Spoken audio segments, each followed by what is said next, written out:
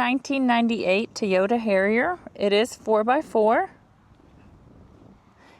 It does come with the 3.0 V6 engine with an automatic transmission.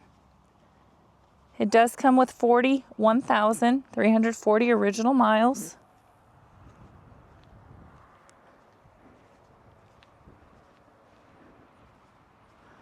It is 4-door alongside with one rear hatch.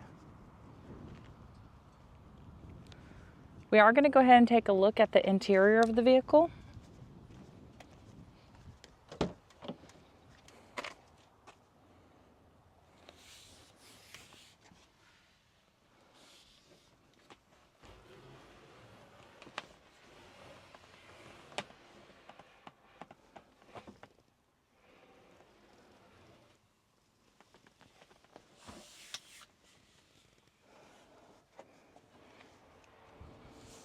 All right, we are going to take a look at the dash.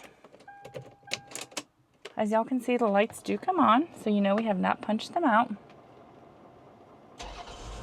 They also do go away when you start it. This vehicle does come in kilometers, not miles.